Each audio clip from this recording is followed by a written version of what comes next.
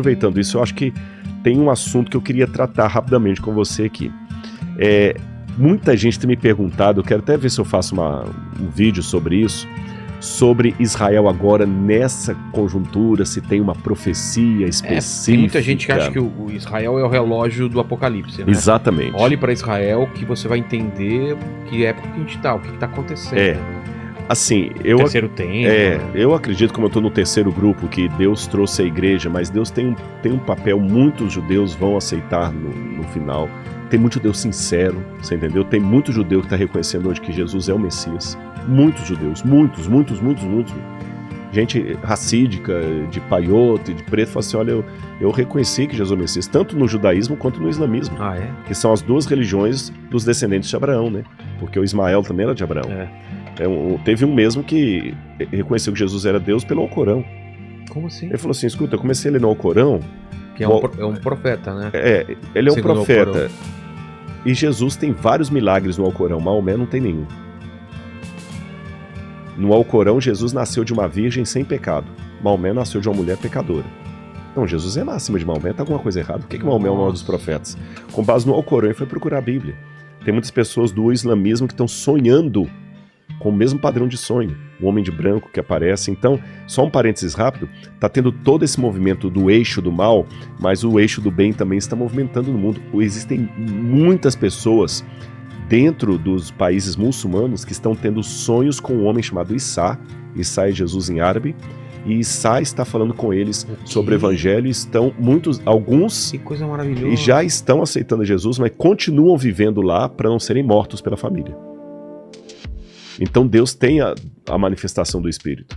Agora, com relação a esse papel profético, embora, como eu falei, por ser do terceiro grupo, que acredita que Deus tem um carinho por Israel e muitos vão aceitar, que a gente tem que fazer um trabalho de testemunho, eu explico com muito carinho, de testemunho de que maneira. Eu tenho amigos rabinos, Rabino Ventura, o Ravissani, conheci o Rabino Dudu, tem rabinos lá em Jerusalém, eles sabem que eu creio em Jesus. Então, como é que eu vou falar de Jesus para eles? Eu vou mostrar para eles que Jesus não é antissemita, Jesus era judeu, e de maneira que eles tenham um apreço por Jesus e queiram saber mais dele, através de mim, e não a barreira, porque o cristianismo fez a pior propaganda de Jesus para os judeus. Eles mataram os judeus em nome de um judeu. A Inquisição Espanhola, você entendeu? Você matou o Jesus. Você perseguindo. Então, muitos judeus, o ranço que muitos judeus têm, por exemplo, da cruz, é criado pelo cristianismo, sabe? E que tirou Jesus do judaísmo e acabou com o povo judeu. Então, hoje, o meu papel de testemunhar sobre Jesus é mostrar para eles que eu aceito a fé de Abraão por causa de um judeu que eu creio ser o Messias. A única coisa que me separa do judaísmo é que, para mim, o Messias veio. Essa é a diferença. E aí, se eles não aceitarem Jesus, eu oro a Deus, porque, como eu falei, é o Espírito Santo que vai convencer, não é o Rodrigo. Aí entra aquele negócio que eu falei.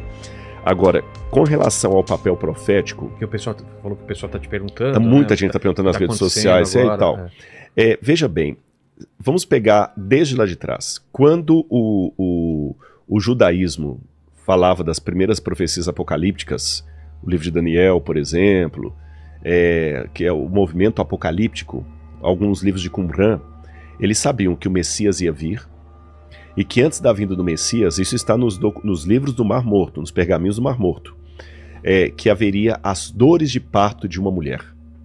A mulher ia dar a luz em meio a dores, e essa linguagem do judaísmo, Jesus vai usá-la.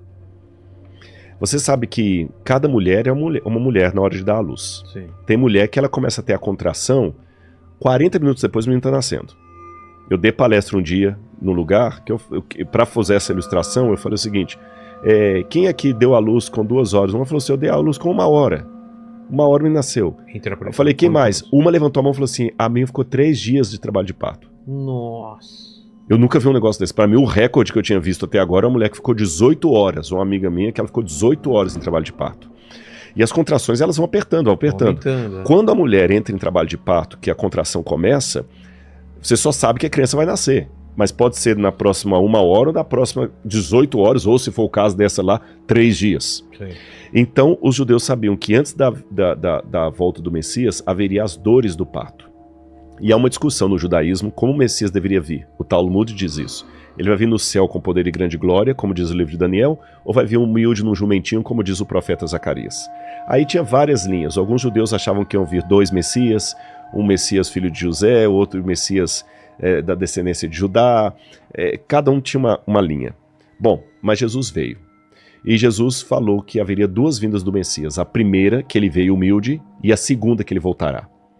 E entre uma e outra, nós perceberíamos a outra pelas dores de parto. Que Jesus fala, quando ouvirem falar de guerras, rumores de guerra, terremotos, é o princípio das dores. Ele usou a mesma linguagem.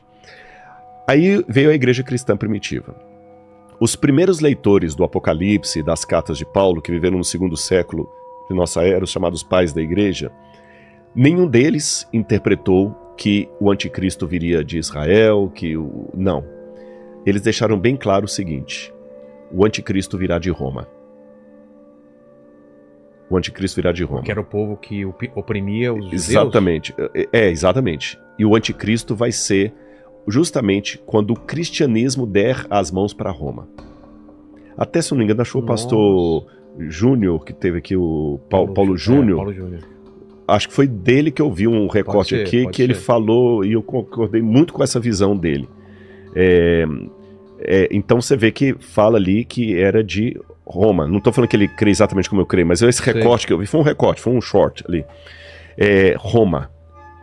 E os cristãos já esperavam que no futuro haveria uma quebra de aliança do cristianismo, semelhante àquela que houve no judaísmo, onde o cristianismo se institucionaria unindo-se com Roma. Pô. Tanto é que no Apocalipse, Roma é exemplificada como sendo um dragão de 7 cabeças que persegue a mulher, que é o povo de Deus que dá a luz ao Messias. E João vê, no capítulo 12 do Apocalipse, essa mulher vestida de branco, fugindo do dragão para o deserto. O dragão não pode atingi-la no deserto, então sabe quem que ele manda? A besta do Apocalipse. Peraí. Tá. A besta do Apocalipse não é o anticristo. É o anticristo. É o anticristo. É o anticristo. Tá. Mas olha que interessante, já que o Apocalipse é linguagem simbólica, vamos destrinchar isso aqui. A mulher, que a gente sabe pela literatura que é o povo de Deus. O fato dela estar gritando para dar a luz ao Messias, lembra que eu falei as contrações de parto, que o Messias vem, vai aumentando? Quando o Messias nasce, ele é arrebatado para o céu, de acordo com essa profecia do Apocalipse. E a mulher foge do dragão. O dragão fica irado e vai perseguir a mulher. É Roma perseguindo o povo de Deus. Aí a Bíblia fala que a mulher foge para o deserto e o dragão não pode atingi-la. Como o dragão não pode atingi-la, ele fica em pé na areia do mar e sobe do mar a besta, que é o anticristo. Que é o... Como chama aquele demônio do mar lá? O famoso, não sei. Demônio do mar? Tem um... Como? Cthulhu. Cthulhu é Lovecraft. Vou lembrar que Tá. Hã? Leviatã. Leviatã, sim, a serpente do mar. Paquito, de onde vem esse conhecimento, atenção, Paquito? Leviatã. Cara, o conhecimento esteve sempre aqui. Né? Exato. É uma questão de humildade que não falou. Ele mandou Exato. um Cthulhu no começo e depois consertou. O Leviatã, que é o Lotan, como eles falam, que é a serpente do mar. Exato. E é interessante que sempre na literatura antiga, o garítica, o mal é representado por 2 monstros, do mar e da terra. E no Apocalipse tem 2 bestas, uma do mar e outra da terra, que é o anticristo. Essa besta vai pro deserto perseguir a mulher. Só que a cena do Apocalipse congela aí. Para, igual o cinema lá de Portugal. Sei, dá uma pausa. Quando você vai lá no capítulo 17, o anjo vira para João e fala o seguinte: vamos até o deserto, que eu vou te mostrar o julgamento da grande prostituta. Que se prostituiu com os reis da terra. A mulher que fugiu? Aí, exatamente. Por que eu acho que é a mulher que fugiu? Porque quando ele vai... Olha bem, a história da mulher pura perseguida pelo dragão, ela é congelada com a mulher fugindo pro deserto e a besta indo. Certo. Não fala mais nada de besta, nem de mulher, nem de deserto. Só fala que ela foi Só corrompida. fala no capítulo 17, quando... Quer dizer, a besta fala no capítulo 14, mas da besta e a mulher só volta no capítulo 17. Aí quando volta no capítulo 17, um anjo vira para João, você pode até acompanhar, e ele fala aqui, ó, capítulo 17, olha. Veio um dos 7 anjos que tem as 7 taças cheias da cólera de Deus e falou comigo dizendo: vem, vou mostrar a você o julgamento da grande prostituta que está no deserto. E o anjo transportou-me em espírito a um deserto. E quando João vai ao deserto, João vê o quê? Uma mulher montada na besta, vestida de púrpura, escarlata, joias, pérolas e embriagada com o sangue dos santos. Nossa. E a Bíblia fala que quando João viu isso, tem um versículo que fala o seguinte: e quando a vi, admirei-me com grande espanto. Deixa eu fazer um parênteses aqui, abrir uma notinha de rodapé. Tá. Admirei-me com grande espanto. No hebraico, quando você tem um pleonasmo, isso não é vício de linguagem, é uma ênfase muito grande. Ele tá querendo Enfatizar demais. muito. Exatamente, que aqui no Brasil, se eu falar sair pra fora, descer pra baixo, subir pra cima, é vício de linguagem. Em hebraico, não. Quando você fala o seguinte, olhos que veem, ouvidos que ouvem, quem tem ouvidos para ouvir, ouça. Isso é um superlativo, é um exagero, você quer colocar uma ênfase naquilo ali. Quando ele fala admirei-me com grande espanto, admirei-me com grande admiração. Tá. Vamos convir. No Apocalipse, até aqui, João já tinha visto o dragão sendo expulso do céu. Ele viu o trono de Deus. Poxa, por que ele vai ser... Tem que ser um negócio muito fora da curva para admirá-lo. Tá certo? Se você já andou de avião para cima e para baixo, para você se admirar com um voo, tem que ser a primeira classe da Emirates. Exato. Senão é mais um dia. Senão é mais um dia. Por que João se admirou tanto? É porque ele viu o que ele nunca imaginava. A mulher povo de Deus que foi para o deserto perseguida pela besta está agora coliada com a besta, montada na besta e embriagada com o sangue dos santos. O montada não significa que ela dominou a besta, mas sim ela tão juntas. Estão juntas. E sabe por que estão juntas? Essa imagem que Deus mostra para João aqui é a mesma imagem que você tem na mitologia grega. Que na mitologia grega tem a história de uma mulher, que eu não vou revelar o nome dela agora, daqui a pouco eu vou revelar. Essa mulher trai o marido e ela foge com Zeus, que aparece como uma besta, um touro, que o touro é uma besta, o burro é uma besta, a mula é uma besta, o touro é uma besta nas águas. E lá no Líbano, por exemplo, nós temos um mosaico, no Líbano, na Turquia, um mosaico que eram as casas dos ricos, que mostrava essa cena. E essa mulher que foge com o boi sobre as águas, ela é descrita como uma mulher que se assenta sobre muitas águas. A mesma descrição do Apocalipse daquela mulher. Exato. E sabe qual que é o nome dessa mulher? Não. Europa. Europa? Que doideira. Europa. E João vai mais além. Aqui, eu convido o pessoal em casa depois a lerem o capítulo 17 do Apocalipse. O anjo ainda explica para João, essa mulher que você viu, que se assenta sobre muitas águas, essas águas são povos, nações, línguas e reinos. E essa mulher também é aquela cidade que se assenta sobre 7 colinas. Qual cidade é essa? Roma. Por que 7 colinas? Porque você tinha 7 colinas em Roma. Tem uma moeda no museu lá que tem Roma, nessa moeda, Roma é eterna, com uma mulher sentada sobre 7 colinas. Nossa. Qualquer historiador sabe que Roma é descrita como uma cidade sobre 7 colinas. Lá em Roma até... Você já foi para Roma? Já. Você tem ali o Fórum Romano? Sei. Ali tem o Palatino. O Palatino é uma das 7 colinas de Roma. Entendi. O Palatino é uma das 7 colinas. Roma é a cidade que se assenta sobre 7 colinas. E fala, é a cidade que domina sobre os reis da terra. Então significa, se eu estivesse na época de João lendo, que aquela cidade que domina sobre os reis da terra e que hoje nos persegue, amanhã vai estar junta com o povo de Deus, perseguindo o povo de Deus. Aí agora do Apocalipse eu pulo para Paulo. Paulo falou que a volta de Cristo não aconteceria sem que primeiro viesse a apostasia e aí fosse revelado o homem da iniquidade. É interessante que Paulo e João, nas cartas de João, falam que o homem da iniquidade, que é o anticristo, já dominava naquele tempo.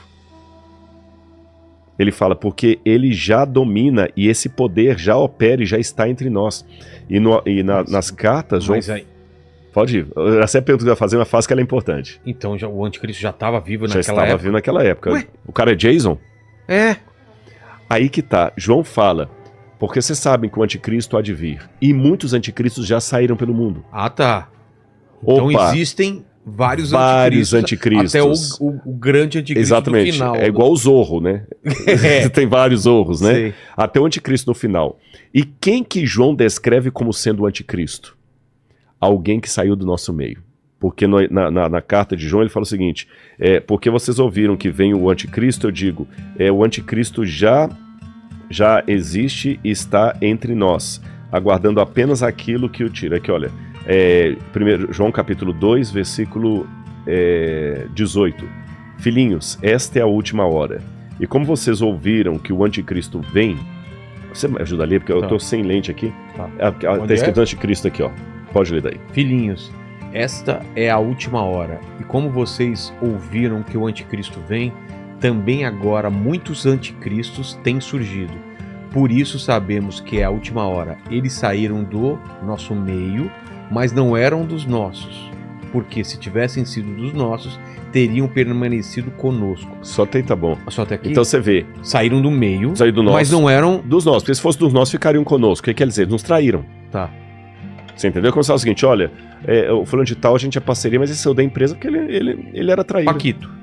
Vamos usar o Paquito tá aqui ainda, Paquito né? tá aqui. Tá no 1000 aí, né? Aqui, mas não vai mil ainda, passará, 2000 não chegará. Exato. Mas então, Paulo, ele falou, eles já existem.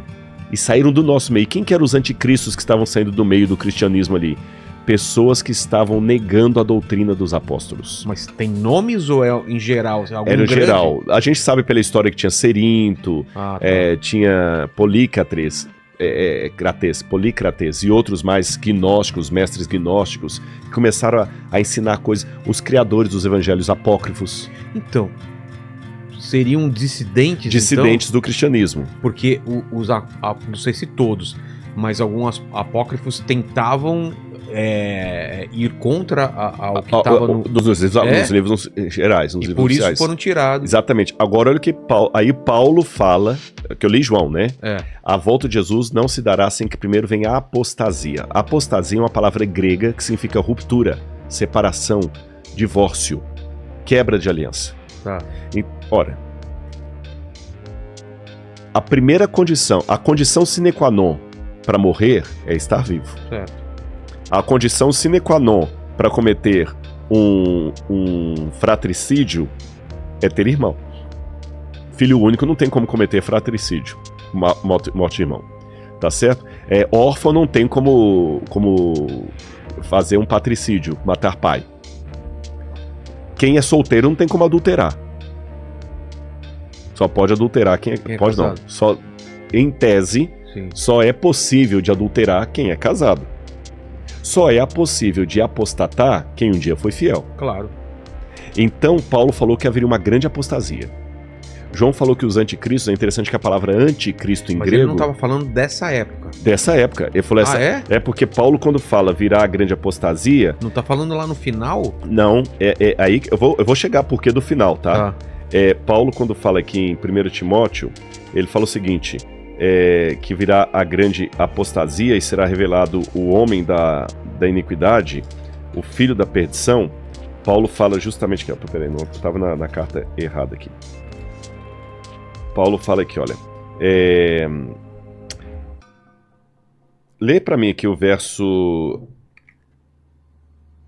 Ninguém de um modo, a partir do verso 13 aqui. 13? 3. 2 Tessalonicenses 2, 3 em diante. Finalmente, irmãos... Isso.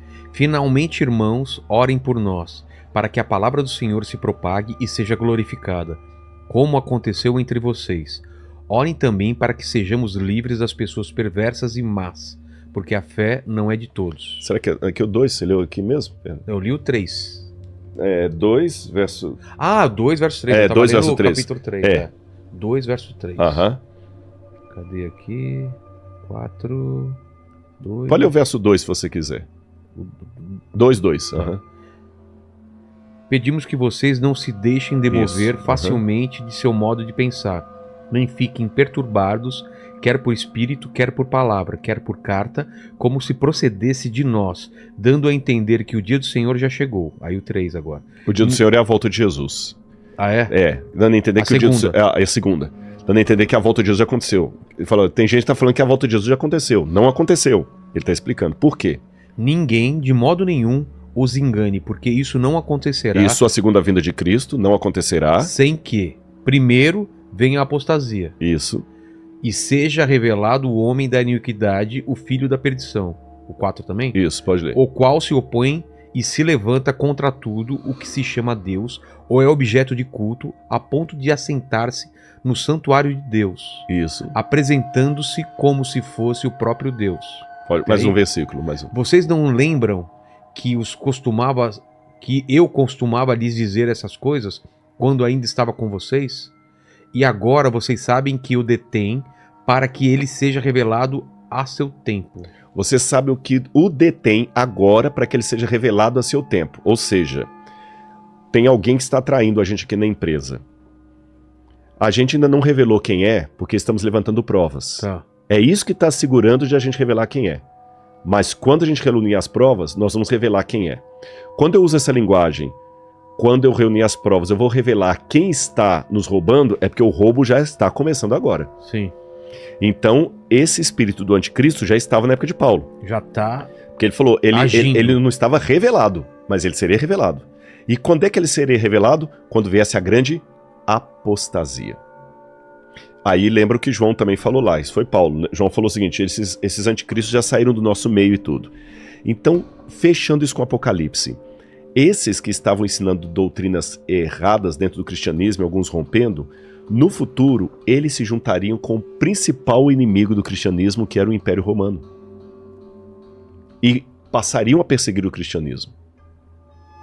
Então, os primeiros pais da igreja, Policarpo, Irineu de Lyon, Tertuliano, todos eles sabiam que o anticristo era alguma coisa ligada ao Império Romano.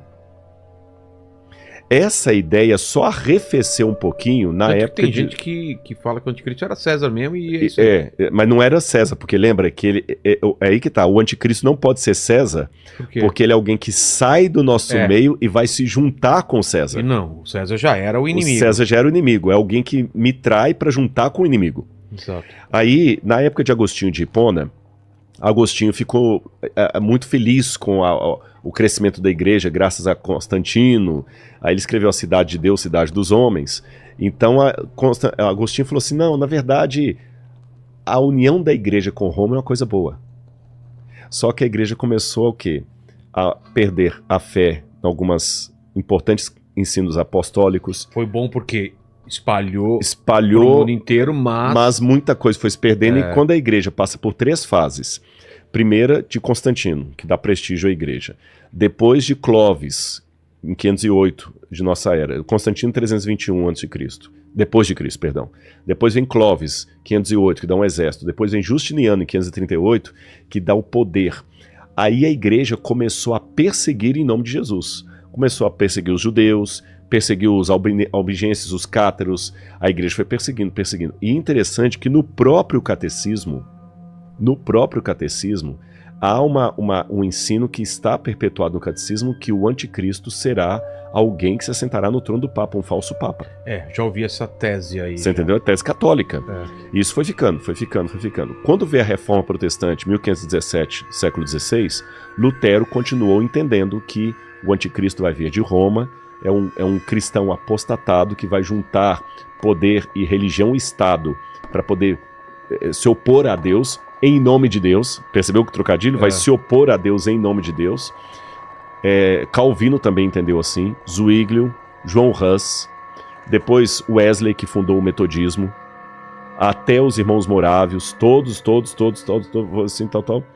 Aí, quando chegou no final do século XIX, 2 padres dominicanos, eu vou lembrar o nome do principal deles agora, tá, daqui a pouquinho vai vir, eles, para tirar um pouquinho o foco, porque estava muito assim, se é Roma, então é o Papa e tal, eles tiraram o foco que o anticristo, na verdade, não tinha nada a ver com Roma, que o anticristo era Nero. E começaram a jogar, foi aí que surgiu pela primeira vez a interpretação pretérita do Apocalipse. Não, o Apocalipse não tem nada a ver com o futuro, tem a ver com o passado, a besta do Apocalipse é Nero, para tirar o foco. E alguns protestantes começaram a beber nessas fontes e também foram tirando o foco. Aí você tem o Darby, que foi um dos primeiros a pregar que o anticristo, na verdade, não tem nada a ver com Roma, que o anticristo vai ser alguém ligado à Europa e com Israel. Aí Israel começou a aparecer. Depois do Darby, que ele fez até uma Bíblia anotada, você teve a Bíblia de Scofield, que começou a falar não é Israel, é o foco, é Israel, é o foco. Depois de Scofield, você teve B.E. Alexander, depois você tem... vou lembrar, tem o Tim LaHaye, é mais recente, mas antes do Tim LaHaye tem o Hal Lindsey. Aí, essa nova visão pegou fogo no mundo evangélico, os protestantes abraçaram isso com força, ela ganhou cinema, ganhou livros. Então hoje uma grande parte dos evangélicos, que é um braço mais recente do protestantismo, que o protestantismo histórico são os batistas, os presbiterianos, luteranos, aí depois você tem outras igrejas, o movimento pentecostal, da Azusa Street, eles começaram a abraçar. Essa visão agora, que está muito em voga, diz que haverá 7 anos, a igreja vai ser arrebatada antes para o céu, para não passar pela grande tribulação, a igreja vai ser arrebatada, e quem vai ficar para trás? Pessoas que não estavam prontas para subir com Jesus. E entre esses, os judeus vão ficar para trás para enfrentar o anticristo e ter que reconhecer que Jesus é o Senhor na marra. Eu, particularmente, com muito respeito a quem acredita nisso, eu vejo um grande teor antissemita nessa linguagem. Porque os judeus têm que ficar para trás para se ferrar, né? Entendi. Quer dizer, eles têm que pagar porque eles crucificaram Jesus. No final das contas, quem fica para trás são os judeus. Isso é antissemita. Quem fica aqui para se lascar e o anticristo será alguém. Aí começam as hipóteses. Na época da União Soviética, da Guerra Fria, era muito interessante a pregadores americanos demonizarem a União Soviética. Então o anticristo é um soviético. Muitos filmes do anticristo são soviéticos. A bola da vez agora é a China. Agora tem gente que acha que o anticristo é a China e a China que com a Rússia vai lutar contra Israel e Estados Unidos ali no vale do Armagedon. Que tivemos lá, né? Exatamente e tal. Eu, particularmente, com todo respeito aos que pensam assim, eu não aceito que é esse o epílogo da história desse mundo. Por algumas razões bem rápidas. Primeira delas, isso é uma invenção do século XIX para cá. Finalzinho do século XIX. Você entendendo? Os cristãos de todas as eras, nenhum deles reconheceu isso. A questão da igreja ser arrebatada, que a volta de Jesus é Não, se você perguntar dos grandes reavivamentos dos Estados Unidos para trás, Spurgeon, todos os grandes pregadores, Dwight Moody, e ali para trás, Calvino, Lutero, depois mesmo pegando os autores católicos, São Boaventura, Agostinho, até chegar no momento apostólico, nenhum deles tinha essa ideia de o anticristo é um personagem que só vai surgir no final dos tempos. Nenhum deles tem. Nenhum deles tinha a ideia de que a igreja seria arrebatada. Todos, de maneira uníssona, incluindo os católicos, diziam que a volta de Jesus é um acontecimento visível, que todo olho o verá. Até o credo católico diz, né, havia a julgar vivos e mortos. E se você pegar mesmo alguns autores do século XX mais conservadores, como por exemplo Billy Graham, eles ensinavam a volta de Jesus literal no céu com poder e grande glória. Então eu particularmente não vejo essa necessidade de hoje ficar apontando para isso. Mas tá tudo cumprindo, Rodrigo, olha bem, tá justamente a China e a União Soviética, Israel e Estados Unidos de um lado de cá se cumprindo, olha, tá cumprindo, só que cuidado, a gente tem que olhar, mas com parcimônia, porque algumas coincidências também cumprem. Quando Saddam Hussein queria reconstruir a Babilônia, não tenho porque eu já me desfiz de vários livros, mas eu tinha um livro lá que foi escrito por um autor descalhamaço evangélico, um pregador famoso, dizendo que Saddam Hussein era o anticristo, ele que era a besta, e ele pegava a passagem e falava assim, caiu a grande Babilônia, e pegava justamente os trechos de jornal onde onde Saddam Hussein queria reconstruir a Babilônia. Olha, tá vendo? A Bíblia fala da Babilônia. Eu tenho um grande amigo que eu respeito muito, ele falou, não, mas veja bem, a besta tem que ser a China, porque o dragão vermelho é símbolo da China. Mas tem vários países que têm símbolo da China. Tem que tomar cuidado mesmo, porque tem sinal para tudo quanto é lado. Tem tudo quanto é lado. Interpretado. Lembra o Charge, eu tô tentando lembrar que tinha o Zé Apocalipse. Eu esqueci quem que era o cartunista que fazia o Zé Apocalipse. Você que é do métier, de repente até lembra. Não era o Caruso. Dá uma olhada, vê se é. O Zé Apocalipse. Quem que era o cartunista? Esse cartunista, eu lembro que tinha uma tirazinha que tinha o Zé Apocalipse gritando assim, né? Ronald Reagan é a besta do Apocalipse. Né? Ronald Reagan é a besta do Apocalipse. Aí ele encontra com Aí o outro falou assim, mas você não falou que a besta do Apocalipse antes era o fulano de tal? Ele falou, não, é porque eu trabalho com a versão atualizada dela, né? Então, já... Hã? Do Glauco? É o Glauco. Cada hora tem uma besta do Apocalipse. Então, olha, Nostradamus já foi chamado de besta do Apocalipse, Hitler, Napoleão, o Steve Jobs, carinha lá do o Macron, Emmanuel Macron. Como chama lá? Do Microsoft? Gente, o Bill Gates. O Macron da França. Então, agora também já estão pensando... Aquele Papa, não esse, o anterior também. Né? Agora o Putin. Então, quer dizer, eu prefiro ficar com esse lastro que eu tenho na história do cristianismo. Então, para mim, quando a igreja se juntou com Roma, eu digo isso aqui com muito respeito aos católicos, quando a igreja se juntou com Roma e começou a matar em nome de Deus, cercear liberdades em nome de Deus, proibir a Bíblia do povo, e não estou inventando isso aqui, gente, há livros católicos que provam isso aqui. Você tem o sino de, acho que é de, eu quero lembrar de Toulouse, que falava assim, nós proibimos que os cristãos tenham a Bíblia.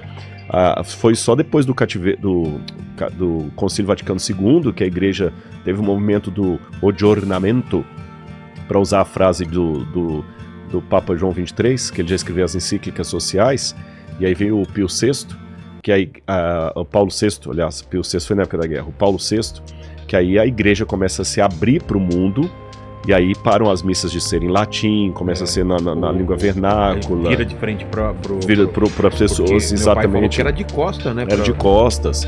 E então o Concílio Vaticano II que deu essa versão mais light para a igreja, onde você tinha Karl Rahner, que era amigo de Karl Barth, que era protestante. A igreja começa com os movimentos ecumênicos, mas antes disso, na Inquisição, muita gente foi morta.